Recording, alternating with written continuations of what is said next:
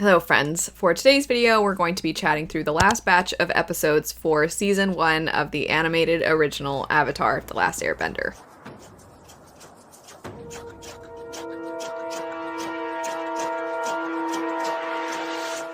Before getting into the specific discussion for each episode, I do want to give some overall thoughts about this last batch of episodes, and then we'll go ahead and segue into individual thoughts. For me, the last batch was so good that I had a feeling we weren't going to top those last ones, as you had the Blue Spirit and the episode before that being not only the best episodes I think of the season, but just some of the best episodes I have seen, especially the one where you are exploring side by side Aang and Zuko and their pasts. I just thought that that was brilliant. I thought it was executed pretty much perfectly, and it's just a great example of how to dive deep into characters, reveal more about them. We've been waiting. The pacing to that point was really good. The reveals were really good, but then there's still more to know. You're seeing these two paths that aren't quite coming together, but you're waiting for them to come together. Those episodes were just fantastic.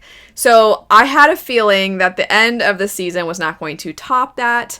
And for me, I would say that that was definitely the case. I think those last ones were the best of the season, and that none of these really were better. I also think that this last set of episodes actually had, for me, some of the weakest moments of the show. Unfortunately, you never want to end a season with moments that you don't think are the strongest. You want to end on a really high note. It's not to say that I thought it suddenly became a terrible show or anything like that. There's just a couple things that were not my favorite, so we'll go ahead and explore that as we go through each episode. Jumping into it and starting with episode 16, which is the Deserter. And this is when Aang is deciding that while he can, he's going to try to learn about firebending, as they are really close to getting to the North Pole, and he figures he doesn't know if he's going to have another opportunity to learn about firebending. This threw me off a little bit, because throughout the entire season, I was wondering, because Aang ends up coming across earthbenders, and I kept thinking to myself, why doesn't he try to learn some earthbending while he's around these people? Especially the one episode that I guess apparently a lot of you informed me is known for being not the best, the Great Divide episode. But the guide was somebody who knew how to earthbend, and so I was like, why doesn't he try learning from this person? Or when he was in the earthbending city and the whole city is constructed around earthbending, then he runs into that individual in the episode where Katara is trying to rally the earthbenders, and I'm like, why is he not asking any of them about earthbending? Just a little bit, just a tiny bit. Why isn't he asking? And I rationalized it in my head as there must be a reason. Maybe he has to learn waterbending first. Maybe he has to go in this order. And when he ends up interacting in this episode with this individual who it turns out was Zhao's former teacher, that teacher initially says, go master the others first and then come to me. And Aang is like, but I'm here and I might not get another chance. And then so the person's like, okay, I'll tell you some stuff about firebending. And I was like, wait, so he could have been learning about some of earthbending before. Because the waterbending made sense to me because that's where they're going, and it would make sense that that's like the first one, and that would be why he was kind of trying to learn some things with Katara, alongside Katara, but then him, I guess he can learn anytime. I'm like, why is he not? They were riding that slide throughout that city, and the one guy was making him do all those silly experiments, or trials, I should say, they're not really experiments, in the one episode, so I'm just like, what? So anyway, that's fine though. It's fine. It's not the biggest deal. In my head, I'm like, I want to trust that there is more of a reason. Maybe he just really needed a master earthbender and he just hasn't come across a master and that's why he couldn't learn. But that was one thing that I'd been wondering throughout the show. So for this episode to very blatantly be like, he can learn it whenever, I was like, oh, all right. Anyway, getting to some specific notes that I wrote while watching. So I was greatly amused because the episode starts with Sokka talking about how he's hungry, and the reason this amused me was because I feel like there have been a number of episodes that have started this way, which I actually kind of like, because it's not like they linger on the fact that they're hungry for forever, but it's a realistic element to them trying to survive on the road, you could say.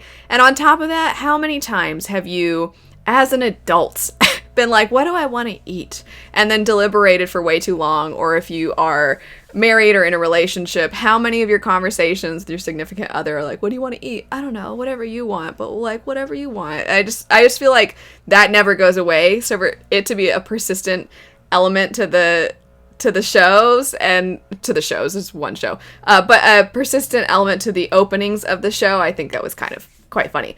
I also liked when they decided, oh, let's go into this festival so that maybe you can see firebending up close.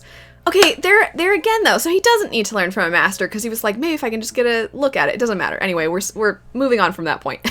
But anyway, when they're like, Appa, you have to stay behind, Appa's like, and then he hides behind a little bush. I was like, aw, I love Appa, he's so cute.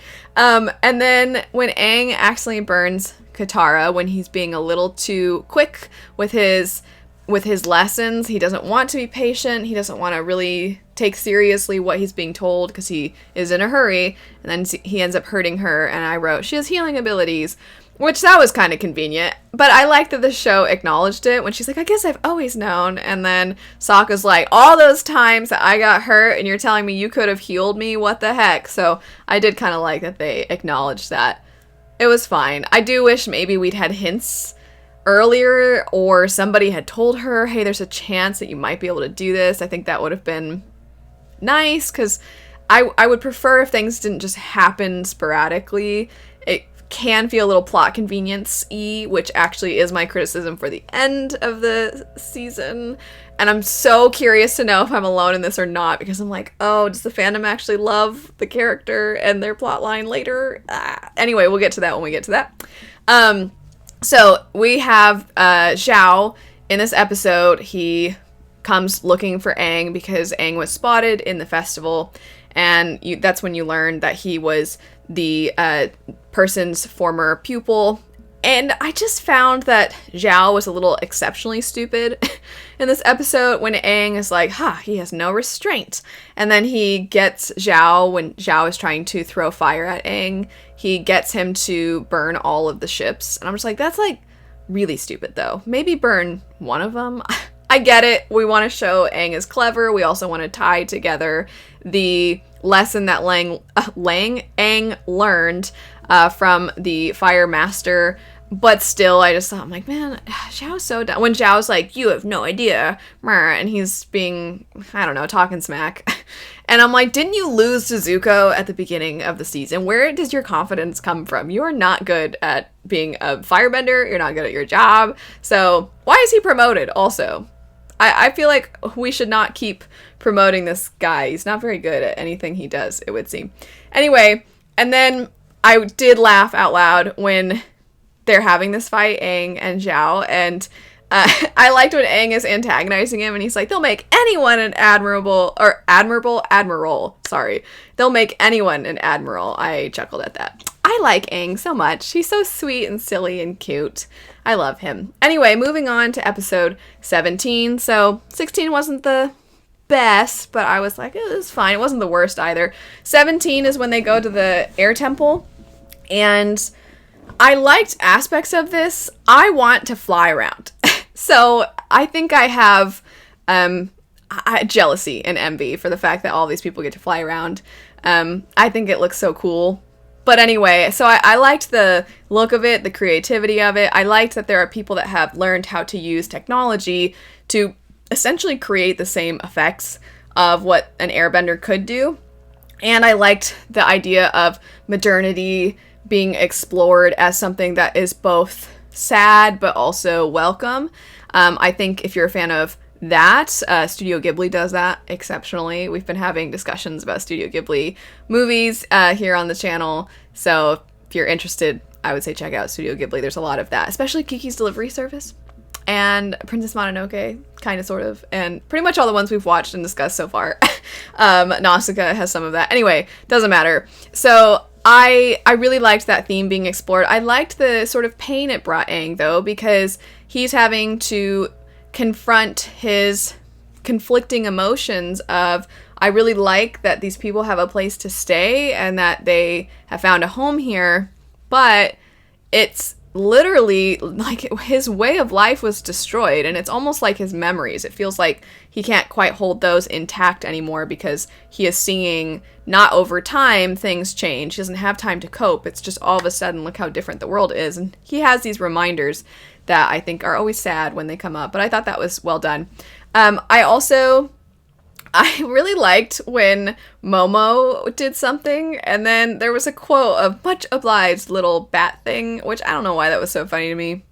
But then here's where this episode was fine, and it was cool. There was a battle in this episode, if you don't remember, because you find out that the father of the boy refugee, the father has been using the connection that he has with the Fire Nation. He's been giving them weapons, and that has secured their safety. And otherwise, if he does not create weapons for them, they'll destroy this air temple. And so he's kind of stuck between a rock and a hard place. He doesn't really know what to do, but he knows he has this obligation to keep his people and his son safe. And I genuinely understand where he's coming from. So, as awful as it would have been, I found that this immediate, when they discover he's been making weapons, and they just immediately are like, what? No, that's bad. We're going to fight them. I was like, okay, I kind of, this sounds really morbid, but I kind of wish they hadn't won, because it would have really created a serious question of the conflict that this man was having to deal with. If Aang and Katara and Sokka, they all of a sudden decide, no, what you're doing is wrong, we're going to fight the Fire Nation, and then it turned out nobody has to die, because that would be, it's still a kid's show at the end of the day, so nobody has to die. But if the Fire Nation, like, took over the temple, or parts of the temple became destroyed, and they know we're going to have to rebuild, these were the sleeping quarters, and now we have, that's gone, or something. I just think it would have hit home this, the price of resistance a little bit more, would have built up this anger toward the Fire Nation a little bit more, and it really would have shown how difficult it is for people to fight back. I'm not mad that that's not what happened. I just think that could have been really hard-hitting if that had happened. And again, nobody would have had to die. We don't need anybody to die. Although, I've been watching the shows every now and then when Aang does fight back, I'm like, what's his death count at? I feel like there have been instances, because at one point he destroys the chains that these tanks are using to go up the mountain, and they show, really quick, they show the chains being cut, and then they just segue then to Aang and other characters, and I'm like, I feel like those people plummeted to their deaths, right? I don't know if they lived, but that's also, you know, that's the price of war, you could say. Anyway, I usually have found the humor in this show to be really funny, and I laugh pretty much at all of the jokes. Some of them are really obvious and stupid, and some of them are a little bit more clever. I have enjoyed the humor all around. I think this episode had the first instance of this line was not supposed to be funny, and I laughed pretty hard at it because of the delivery, I think is what got me. So the son, because there's the father and the son, the son is the one who befriends Aang, and he likes to fly. And then there's the dad, who's the creator of all these inventions and weapons. And when they discover the weapons, the son says, I had to stop and ask my husband to rewind it so I could write it down. Poor Sean. But he laughed too. So the son says, how can I be proud of you when your inventions are being used for murder? Which is a great question. And the dad replies with, I need some time to think. I thought that was so funny. I don't know. It was really funny to me. Am I alone in that? What does that say about me? I don't know. But anyway, it made me laugh. I also got such a, like, yes, when the show finally is acknowledging this. I have been saying, and I was worried that all of you would be annoyed at this, but I keep talking about Katara's overly, almost simplistic optimism. And she is asking her brother, well, this is way earlier in the episode when they're headed to this temple. She's like, do you think we'll actually see more airbenders? And he tells her, Sokka replies, he says, do you want me to be like you, or do you want me to be totally honest? And then she's like, what are you talking about? And he's like, well, you're an optimist. And I was like, oh my gosh, yes, confirmation. Anyway, so they've been hinting at that, and that's why I got so excited, is because earlier I have been hitting this point so hard that I feel like they're laying the groundwork for this with her, and I was glad to see that acknowledged. I still am waiting for more to be explored with that. But for now, I think that was well done. And then the very end, I put that Aang is awesome because when it's gliders versus tanks, and he pretty much creates an avalanche and he pulls a Mulan to get a bunch of the tanks down. Aang is just cool. Do other people think he's cool? I think he's cool. I think Zuko's cool also, even though he's kind of the bad guy right now, or he's on the wrong side right now. But Aang is cool, and it's nice to see a character that's so sweet and bubbly and fun and adventurous and goofy also be awesome. And then I already talked about this, but in my notes I put, kind of wish the temple had been lost. Moving on to episode 18, which is the Waterbending Master. So the North Pole is the coolest, and I'm not trying to be punny. I mean, literally, it's awesome.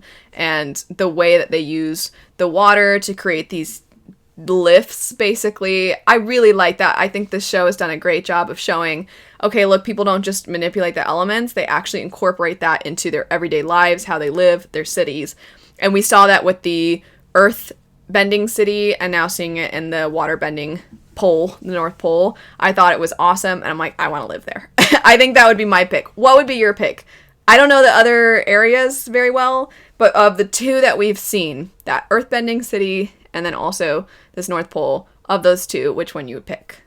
I like the cold, so I'd want to live here. Except for the sexism. I'm not a fan of that, but Katara took care of that in like one episode, so it was easily toppled. Anyway, Zuko doesn't want to play the horn, I wrote in my notes. So our characters arrive at the North Pole. They're getting to know Princess Yue. They're exploring. Sokka immediately has a crush on Yue. And then you're segueing to be like, what's up with Zuko and Iroh? And Iroh is singing a song about the seasons, and they're playing their instruments. And then later, Zhao shows up, and he goes to talk to Zuko, and Zuko's just moping in his room, and he's like, I don't want to play the horn, uncle. And I thought that was so funny. I don't know if that was meant to be that funny, but I thought that's probably one of my favorite moments of the whole show. I just thought it was great. The healing teacher, Yagoda, I think was her name. She's so nice. The one that tells Katara about her grandmother. Pretty obvious that the person that her grandmother was engaged to was the master. I was hoping that we would get a little bit more exploration, and there's a reason I'm connecting these two plot points. I was wishing we would get more exploration into why the North Pole is so set on girls and women not learning how to fight with their water bending, because we really don't see a reason. And I thought when you find out that it was her grandmother who had been engaged to him, that he became spiteful towards women or something, and he took it out on all of them by not allowing them to learn how to fight or something. And you really don't get an answer. It was kind of just like, this is our culture and customs, and you disrespected it, Aang, by trying to teach this girl. And I was like, all right, not the strongest. Katara did have a really cool moment where she fights him. I guess she really leveled up since that episode where she was upset at Aang because Aang, it kind of all came naturally to him. So she's gotten a lot better, it was a cool fight scene, and it was cool to see her really fight for herself. And also, she's not going to compromise the safety of everyone, because initially Aang's like, if you're not going to teach her, then I'm not going to learn. She's like, okay, hold on though. Like, you kind of need to learn. We'll figure something out.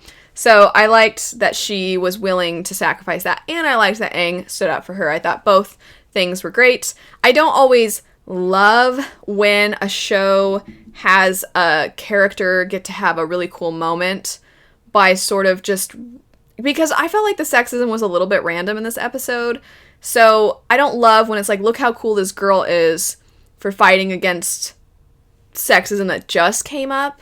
It feels like she can't be cool without having to face something like that.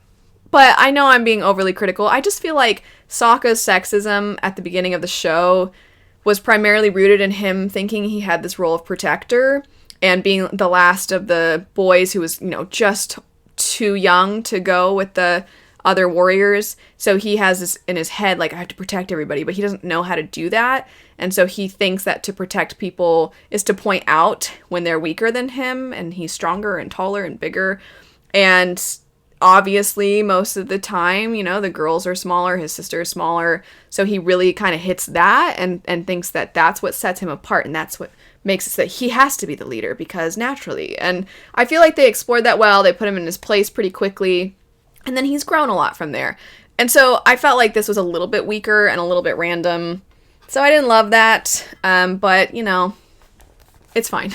It wasn't a deal breaker for me. The last 2 episodes, so these were combined as far as the arc. It was a part 1 and a part 2, which was the Siege of the North. This is where, sadly, I think we got one of, in my opinion, the weakest plot lines of the whole show. I'll just go ahead and say it. Everything with Yue was not great, in my opinion. She showed up to be the girl that Sokka liked. We got some information about her and the moon spirit right before she becomes the moon, basically, or she saves the moon spirit because she has a part of the moon spirit. It doesn't matter. The point is, it was all so rushed. I didn't care about her at all. Her significance to the story was to be the girl that Sokka liked. Oh no, she's engaged. Oh no, she's dead. I just didn't think it was done well, basically, at all. And I feel like there was a way that this could have been executed much better, which is that we could have had her maybe show up in a previous episode, or maybe even multiple previous episodes. Maybe she was somebody who, fine if she's engaged, but maybe it's like the first time you meet her, she's not engaged yet. Sokka sees her. He has a crush on her. She has her own personality. That would be nice. And then she ends up, this trip that she's on away from the North Pole is because she's like trying to meet somebody from, I don't know, an earthbending city where maybe she'll have to get engaged to somebody important from another place or something. Then the next time she sees Sokka and Aang and Katara, she has to reveal to Sokka, this boy who's been thinking about her and that she's been thinking about him, that last trip where I met you on, it turns out my father was planning an engagement for me, and now I'm engaged, and I have to uphold whatever, something. And then you see her later, and you like get bits and pieces of her. You know a little bit more about her as the series goes, and you're like, oh yeah, this girl again. And it's fun when you see her. She's kind of a recurring character. Maybe not as significant as Zuko, but she's somebody who pops up here and there. And then how much harder would this have hit when she dies? And then that would have been tragic. It would have been so sad. I just think it wasn't, am I alone? Do people love her? Am I really hurting people's feelings? I don't know, but it wasn't the best. I don't think it was the best. In my opinion, it wasn't the best. I was pretty bummed about that. But anyway, the spirit monster that takes people's faces was awesome. That was incredible. It was actually genuinely scary. I can't imagine. I feel like so many kids would find that terrifying. So if you watched this growing up and you were young when you saw that the first time, was that really scary for you? I also thought of all the people to have to keep a straight face. Aang, of all people, who's constantly like sticking his tongue out and making all sorts of really fun faces. I was like, oh no, is he gonna be okay with this? And then I also, and I'm sure I'm wrong about this, but one of the faces that the person showed, or the creature had, was somebody who kind of looked like a Fire Nation person because it had similar facial hair to a lot of the Fire Nation people. We also find out in these episodes that Iroh had a son. We also find out Iroh spent some time with spirits or in the spirit world or something. We don't know all that many details, but that got revealed to us. So I'm like, was that his son? Because that would be... It probably was, and it was probably just a random face. But the show's pretty intentional about certain things, about alluding to and foreshadowing certain things. So, I don't know. Maybe it was, maybe it wasn't. But I just wanted to note that in case it is. One thing I noted earlier, and then it turned out to be true, is that Zuko has a sister, and she is indeed a murderous... I'm trying not to use a word that would be too mean, because I don't know this character yet. But she seems intense. And it was kind of sad, you know, Zuko has this line of, my father always told me I was lucky to be born, but my sister was born lucky. And you get this big dun dun dun at the end of the season where you're seeing her, and when finally Zuko decides he's going to rest, we also get the sweetest moment between Zuko and Iroh, when Iroh's like, I'm sorry, I'm basically always feeling the need to nag you. It's just ever since my son died, I see you as a son. And I'm like, no. And then they hug and you're like, no. So I just need Zuko. The one thing about Iroh that I'm like, buddy, I want him to just, I don't know, have him and Zuko go live somewhere, you know, just the two of them. Stop your pursuit of the Avatar, because Iroh kind of will encourage it. He's like, okay, I've got you hidden from Zhao because the ships are headed to the North Pole and they tried to kill Zuko, and Iroh gets him on the ship, if you forgot. And you have his face covered, so he's hidden. Anyway, he's like, you can go in by yourself and get the Avatar. And I'm like, why? Why do you keep encouraging him? Why don't you encourage him to stop or something? Like, get his mind on something else. A little bit. And maybe we'll find out he did always try, and or maybe we won't. I don't know. It sounds like he has a history of serving the Fire Nation. So he does have certain loyalties, it would seem. But he also seems to have conflicting loyalties because he really loves his nephew. And I'm curious to explore that relationship and Iroh a little bit more, and Zuko a little bit more. And I need these characters to meet up. I'm glad they didn't officially team up yet, and that there's still some fighting and animosity, because I think it's realistic, and that if it had been resolved too soon, I would have been upset. I'm just saying I'm excited for when that day comes, because I'm like, that day is going to come. And hopefully pretty soon. So I also wrote, this is a stupid detail, but I wrote a nice Fire Nation ship sandwich. So what I mean by that is at the very beginning of the season, when Zuko first captures Aang is on one of the Fire Nation ships, and when he escapes, there's this cool fight on the ship. It's like episode 2, I want to say. And then fast forward to, I think it was the second to last episode. Because I wrote that for episode 19. Aang goes to the ships, and he's trying to destroy the ships, and that's why I said that, because I really liked this full circle moment of, look how far we've come, but also it went from just one ship to now a whole fleet of ships. I just thought it was a really cool moment. Also, Aang fighting the ships was cool.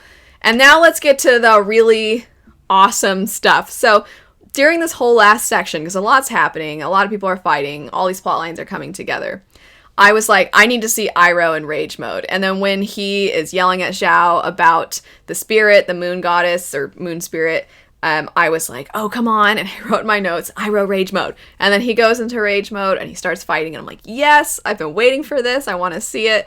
And then Aang starts to glow. And then I wrote underneath Iroh rage mode, I wrote Aang rage mode. And then all of a sudden he like turns into this massive monster basically. And then I wrote God mode. And that was the thing about this last chunk of episodes. That was probably my favorite, is Aang going into God mode and just slicing ships apart. I was like, okay, definitely death toll has gone up. If it was questionable before, it is concrete now. Aang has taken some lives. I'm like, whoa.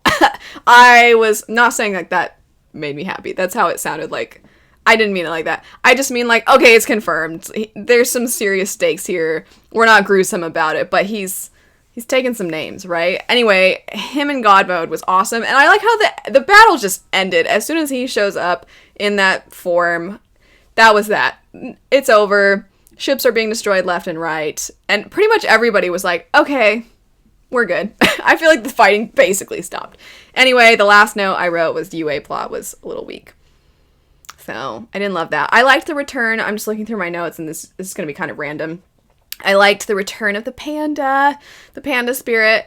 Also, after, when I say they, I mean Sokka and Katara and Yue, when they find Aang and he's escaping Zuko, and Sokka goes to untie Aang, and he's like, this is some quality rope. And my husband and I both burst out laughing because it was the most random line. And I think it was intentionally really random, but it was so funny to me. I feel like this last chunk of episodes had moments I was not expecting to be so funny, and that was one of them.